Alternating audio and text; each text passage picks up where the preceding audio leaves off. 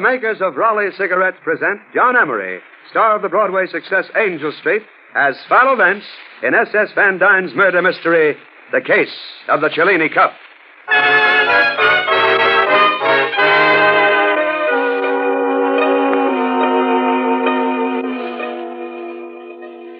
Good evening. I am Philo Vance, occupation criminologist. And tonight I'd like to tell you the adventure of the Cellini Cup. As I pieced this fantastic and incredible story together later, it started something like this.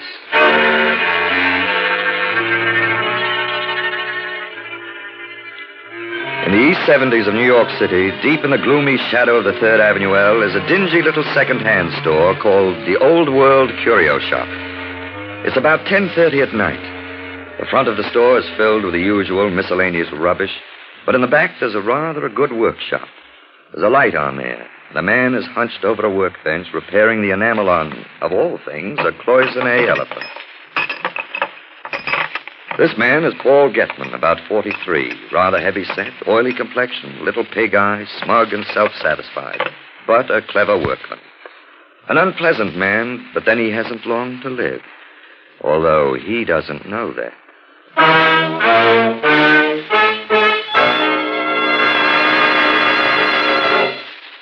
There's a discreet knock on the door at the front of the shop. Oh.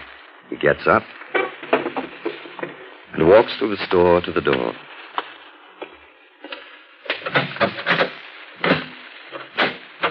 Oh, it's you. What do you want? Well? Hey, put that gun down.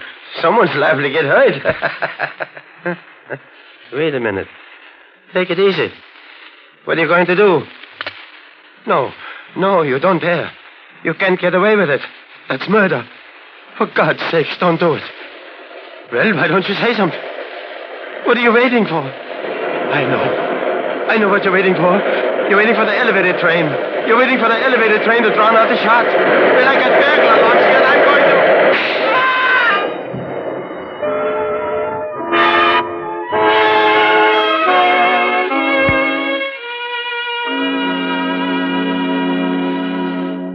Philo Vance will be back in a moment. But first, you know when a friend of yours gets a new house, you naturally want to go and see it. Well, an old tried-and-true friend of yours, Raleigh Cigarettes, is living in a brand-new house, and you really ought to see it. Because Raleigh's new house protects you by protecting Raleigh's. How? This new house is an exclusive new package, which gives up to 400% more protection than the package on other leading brands. This means that Raleigh cigarettes come to you factory fresh. Never harsh and bitter, always rich in flavor and fresh. Smokers, you'll thank me for this if you follow my suggestion. Make your next pack Raleigh's, America's freshest cigarettes.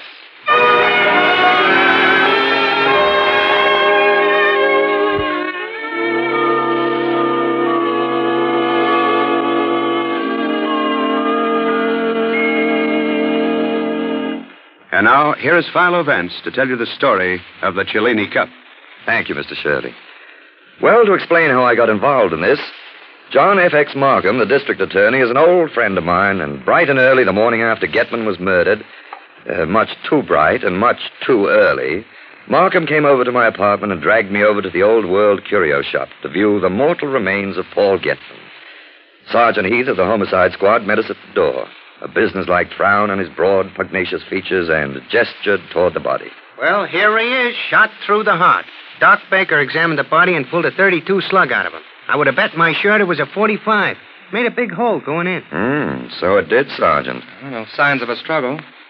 Who found the body, Sergeant? The patrolman on the beat. The burglar alarm went off and he came running. Looks like Gman set it off himself. There's a button right here on the counter, and we found Gman's thumbprint on it. Look at this, Markham. What's that, Vance? This utterly atrocious tie Gman was wearing. Imagine the embarrassment of being caught dead wearing a purple horror like this. I thought it was kind of snappy. Sergeant, you distress me. I've never seen you out of your uniform, but I'll wager you're a panic. Now, Vance, let's not get into a discussion of what the well-dressed corpse should wear. Calm yourself, Markham. What have we here? A little circular bit of charred cloth. Must be a clue, eh, Sergeant? I already seen it. I figured whoever came in here to bump Getman off hid the gun under something. Maybe a handkerchief. And when he fired, this piece of cloth was blown off. Figured that out myself. Not bad, huh? Sergeant, you've been going to night school. Suppose you tell us what you found out about the late Mr. Getman. Okay, he was in his early 40s. He owned this shop. He did repair work on fancy art objects for the museum and art dealers, and he was pretty good at it, I guess. He had a little apartment at the Windsor Arms, and that's about all. Hey, looks like a customer at the door. That's his second today. Markham, isn't that George Henry Howard? Yes, it is. The art collector? Yes, but there's more of the collector than the artist in him. Before the war, he traveled over Europe sweeping up statues, porcelains, tapestries, and so on like a vacuum cleaner.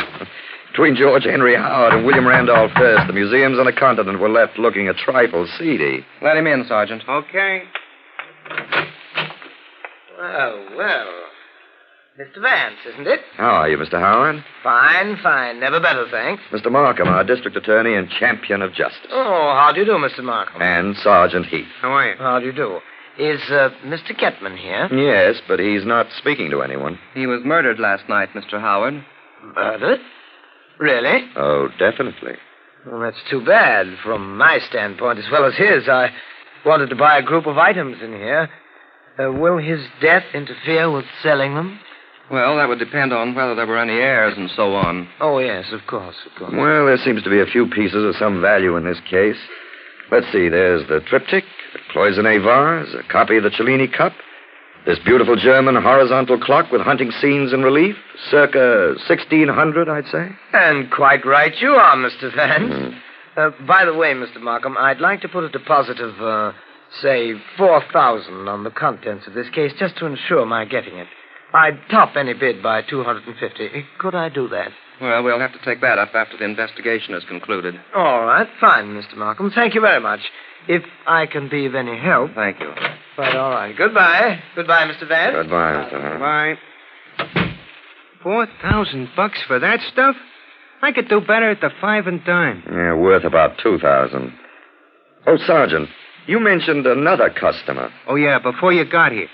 A man by the name of Hans Hendricks. An art dealer, he told me. Oh, yes, the Hans Hendricks Galleries on 57th Street. Anyway, he came to pick up an art object Getman was repairing for him. He had a receipt for it, so I let him in to make sure it was here. But I didn't let him take it. Oh, I'll answer. Maybe my office.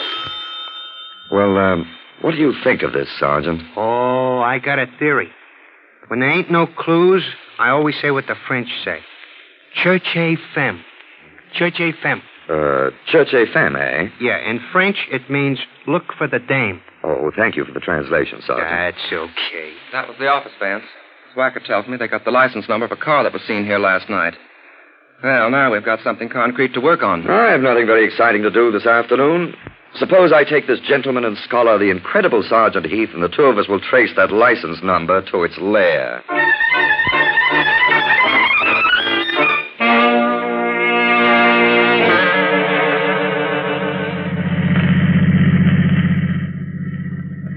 It's like I tell you, Mr. Vance. You don't have to be no genius to solve murders.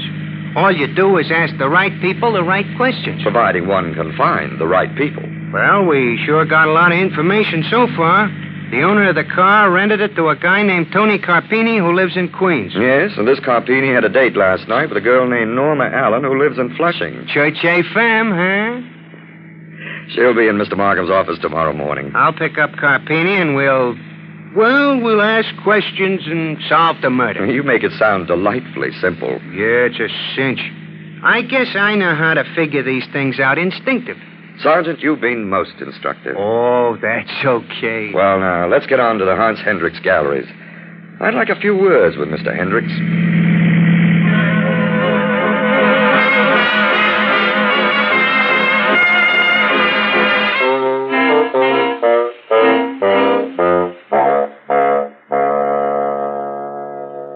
Please sit down, Mr. Vance and Sergeant Heath. Thanks.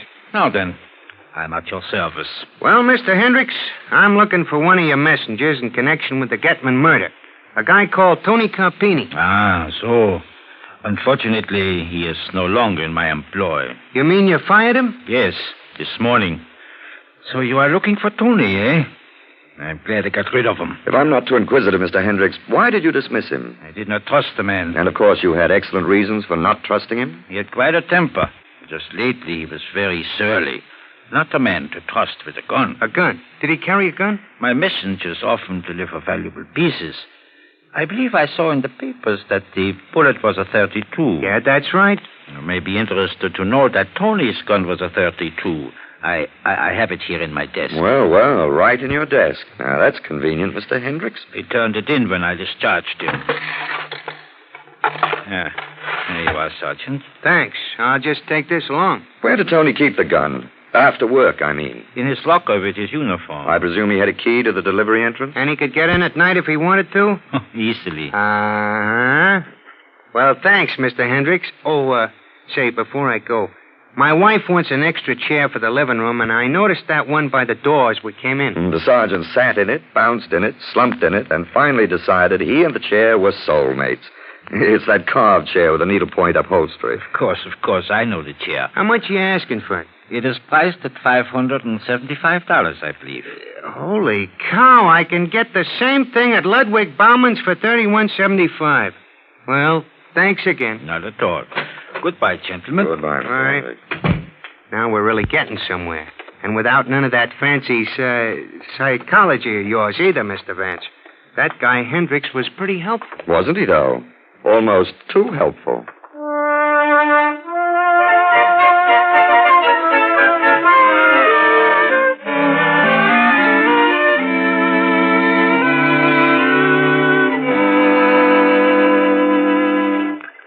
Well, what's the news this morning, Markham? You look like the cat that swallowed the canary and went proudly around hiccuping feathers. Well, Vance, Sergeant Heath's out tracking down our man now. I told him to bring him in as soon as he located him. And who is the man? I never thought I'd hear Philo Vance ask that question. You usually know who the man is. So nice of you to say so, old fellow. You know, Vance, a gun scratches its individual signature on bullets that leave the barrel. So we compared the bullet that killed Getman with a bullet fired from the gun that messenger, Tony... here it is. Tony Carpini. The bullets match perfectly. Looks like he did it. My dear Markham, it only proves that a bullet fired from his gun brought about Getman's untimely demise. Vance, you're splitting hairs. Splitting hairs is a hobby of mine, Markham, old boy. A hobby that I thought I shared with all members of the legal profession. Yes, Mr. Markham. Send Miss Allen in. Yes, sir. Ah, that would be our femme fatale, the Cleopatra of Flushing. From Swacker's voice, I'd say she left him goggle-eyed. Ah. Come in and sit down, Miss Allen. Yes, thanks. I'm Mr. Markham, and this is Mr. Vance, a sort of special assistant of mine. A pleasure, Miss Allen. Likewise. We'd like to have you tell us what happened the night of the murder. Well, I had a date with Tony, and we drove around a little, and then we parked, and he started talking about me going out with Mr. Getman. He got sore, and I told him that we would have to consider our acquaintanceship at an end because I had become engaged to Mr. Getman. Gee, I've only been engaged 8 days. I didn't even get a ring. And what was Tony's reaction to the news of your engagement? He was wild. He was mad. He threatened to kill me and Paul. That's Mr. Getman. So I asked him to be so kind as to take me home. Yes, what time was it he brought you home? About 7:45. Oh, he did it all right, Mr. Markham. Oh, thank you very much, Miss Allen. And now... Just a moment, Markham. Miss Allen, how long have you been, dating Mr. Getman? Oh, about 4 months, I guess. I met him when Tony had to deliver something to his shop to be repaired after hours, and he took me along. Paul fell in love with me at first sight. I'm considered very attractive by men. Well, obviously. And you liked Mr. Getman very much, I presume. Oh, indeed. Indeed, yes. I've always wished to travel, and he was going to take me to South America after the duration of the duration. Paul knew lots of important people, too, if you know what I mean. I'm afraid I don't. Well, like Mr. Howard, the art collector. Paul took me to one of Mr. Howard's cocktail parties. Gee, it was swell. Nobody was there who wasn't somebody. Vance, don't you Just be think... patient a moment, Markham. I even talked with Mr. Howard himself in person. Oh, he was swell. And he showed me some of his collection. You know, etchings and things. When I told him Tony worked for Mr. Hendricks, and I knew all about art from what Tony had told me. I see. And you and Mr. Howard got along very well together? Oh, sure. I told him all about Tony and I and Paul, and he laughed and laughed. I was a big hit at that party.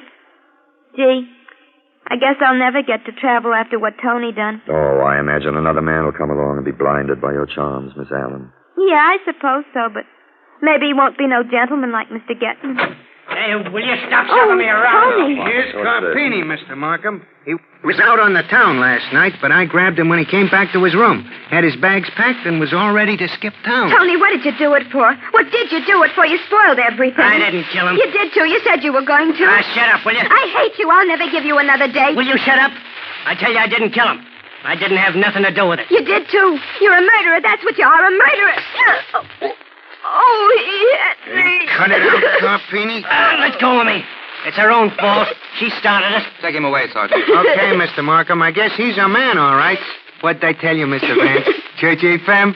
Church femme? Come on, Carpini. Oh, nuts. Here, use my handkerchief, Miss Allen. Oh, gee, thanks.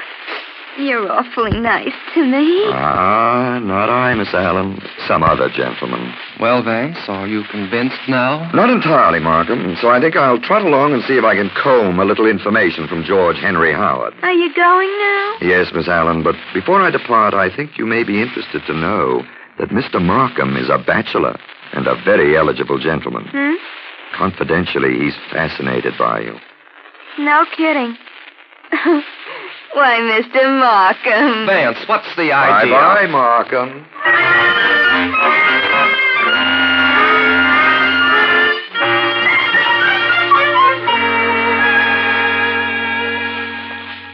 Oh, sit down, Mr. Vance. Thank you, Mr. Howard.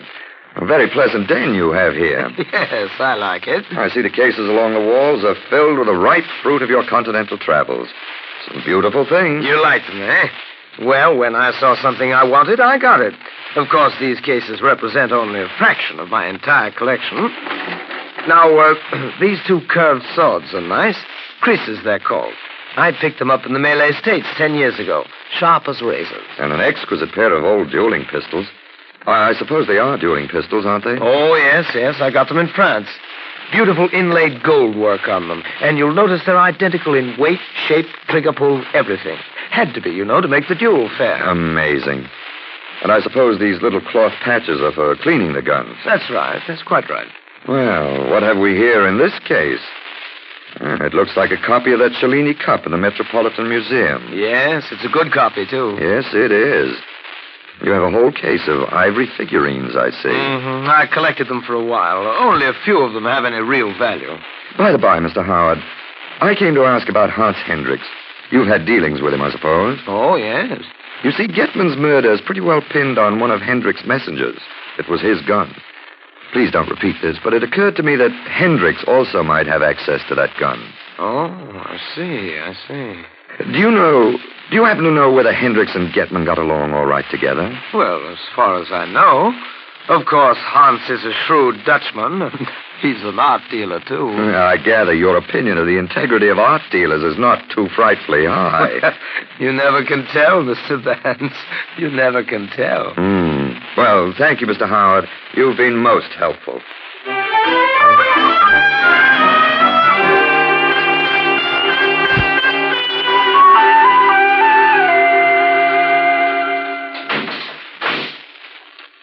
Well, Tony, nice cell you have here.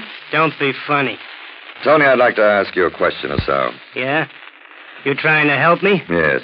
What's your angle? Well, Tony, I'm of the opinion that jail is an unhealthy place to be. If you answer a few questions, I may be able to help get you out. Okay. What have I got to lose? Did Mr. Hendricks know about your trouble with Miss Allen and Getman? If he did, I didn't tell him. He might have found out from Getman, though. That's right, too. Did Mr. Hendricks ever give you anything to deliver to Mr. Howard? Yeah, a couple of times. And that Mr. Howard is a right guy. And how did you come to that conclusion? Well, you see, I delivered a vase about a week ago, and there was a party going on. Mr. Howard was pretty tight, and he spilled 2 drinks he was holding all over me. Oh, Mr. Vance. Just a moment, Sergeant. Go ahead, Tony. Well, he took my clothes and gave me one of his silk bathrobes to wear and had my clothes dried while I sat in a room. Then he gave me $10. I thought that was okay. Now, Sergeant? I found out if Mr. Markham was in his office like he asked me to. He is all right. Thanks very much, Sergeant. You're a noble custodian of the law. I'll go right up and see him. And thank you, Tony. Don't worry too much.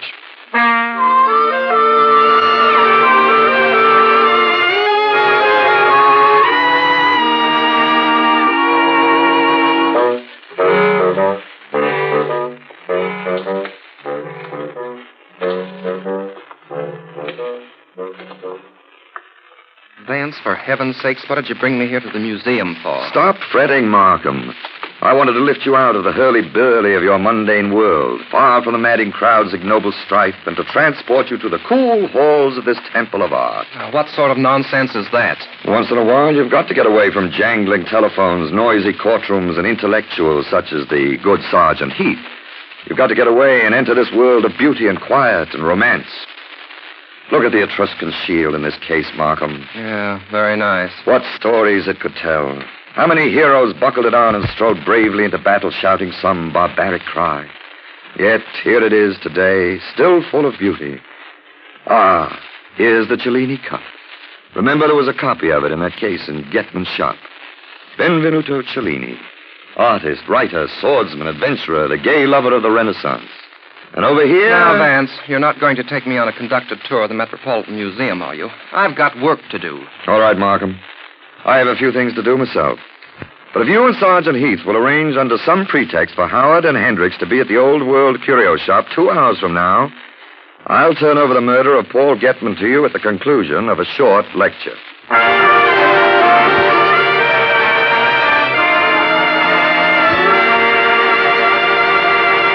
While Philo Vance is preparing to expose the murderer of Paul Gman, may I take just a moment to speak about freshness and its importance in cigarettes?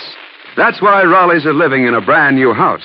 Raleigh's new house we speak about is a scientifically developed, highly protective inner lining that seals the Raleigh package. Protects Raleigh's more expensive, more golden tobaccos against flavor-stealing dryness. Preserves Raleigh's full, rich, satisfying flavor. This extra safeguard provides up to 400% more protection. Yes, Raleigh's goodness is sealed in because dryness is sealed out.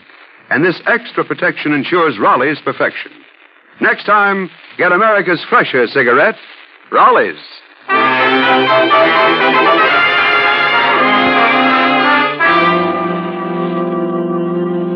And now here's Philo Vance.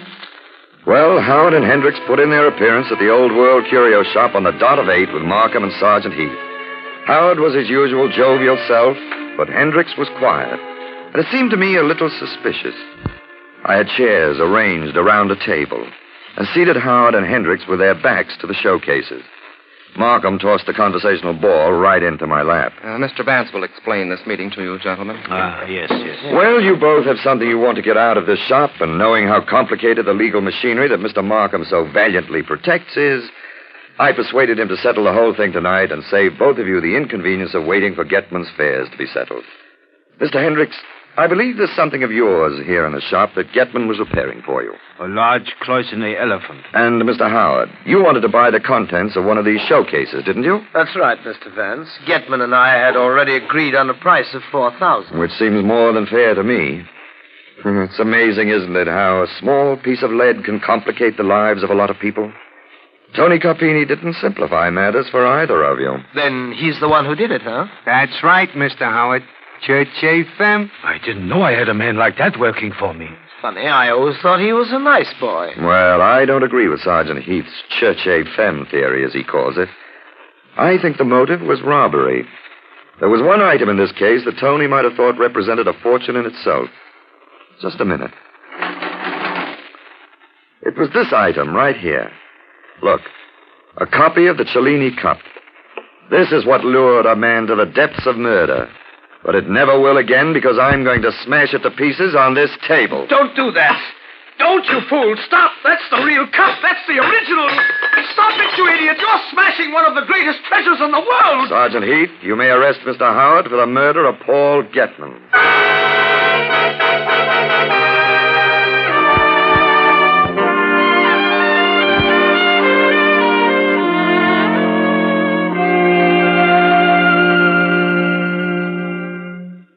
Well, Markham, the Admirable Curry has just informed me that he will serve dinner in 3 minutes. Vance, you irritating so-and-so. Sit down and tell me how you knew Howard murdered Gman. His confession clears Tony, but There's still a lot of things unanswered. Well, there's no point in my being coy with you, Markham. Where shall I begin? Why did Howard kill Getman? His confession explains that, but suppose I put it in order. A. Howard was a wealthy art collector who wanted something he couldn't buy. The Cellini cup that was in the museum. B. Getman was a clever goldsmith who did repair work for the museum. He had access to the Cellini cup. C. Howard bribed Getman to make a copy of the cup and substitute it for the original. But D. Getman made 2 copies, substituted one for the original, which he kept, and sent the other copy to Howard, who, E, for exterminate, decided to kill him when he found he had been double-crossed, and did. Yes, Vance, I know all that, and it isn't necessary to talk to me as though I were a child. Yeah, I'm not at all sure about that, Markham. Oh, go on. What about the bullet from Tony Carpini's gun, matching the one that killed Getman? Stop giving me the story in driblets. Well, at that party Miss Allen went to, she mentioned to Howard that Tony had threatened to kill Getman, and Howard realized he had a perfect fall guy, shall we say. He ordered some item sent from Hendricks, and then Tony delivered it. Howard spilled the drinks on him. With the pretext of drying his clothes, Howard got hold of the gun, took it to the basement, fired several shots into something that wouldn't destroy the markings on the bullets, then cleaned the gun and replaced the empty shells. Yes, but how did he shoot Getman with that bullet? Oh, very simple. Howard owned a pair of muzzle-loading dueling pistols, and he loaded one of them with the bullet from the gun. Remember that charred piece of cloth that was near the body? Yes. That was used to tamp the powder down. And remember Sergeant Heath remarked about the hole the bullet made? That it was large, and he'd guessed the bullet was a .45? Well, the .32 bullet was a little small for the gun, and it wasn't going straight when it hit Getman. Howard was an ingenious devil, wasn't he? Come, Markham, don't give him all the applause. Save a little for me. All right, you too are an ingenious devil. But what made you suspect Howard? A number of things. First, my suspicions were aroused when he offered twice as much for the contents of that case containing the Cellini cup as they were worth. Then it seemed strange that a man of Howard's position would invite Getman and his lady love to one of his parties. Of course, though, they were partners in crime. Yes, that seemed odd to me, too. It bothered me, and I dropped in to chat with Howard about it. Saw the dueling pistols and the little cloth patches, and also discovered to my surprise that he already had a copy of the Cellini cup. Why should he want another? So you took another look at the one in Getman's shop, found it was the original, and dragged me over to the museum where you saw a copy in place of the original. Excellent. An astounding piece of deduction, Markham. I exchanged the cups with the full cooperation of 2 dazed directors of the museum, then pulled the psychological rabbit out of my hat. But why did you have me bring Hendricks over here to the shop, too? Well, there was a possibility that Getman might have gone to Hendricks with the cup, hoping to sell it to him and get some money in addition to what Howard had already given him. Who knows? Perhaps he did. And Hendricks had access to Tony's gun. But I was sure that a man who was willing to risk his life and reputation for that cup couldn't sit quietly and see it smashed in front of his eyes. Vance, you're an amazing person. I'm also hungry. Come, Markham. I see curry signaling that dinner is served. I hope the chicken tetrazzini is good. Catching a murderer has given me quite an appetite.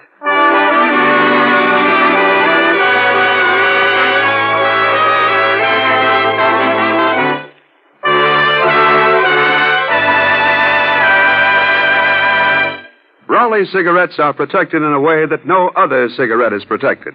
Raleigh's live in a new house, a revolutionary new package that keeps them factory fresh. Raleigh's special package provides up to 400% greater protection than the package on all other leading brands against loss of freshness, loss of flavor. Why not smoke the cigarette you know is fresh? Raleigh's, America's freshest cigarette.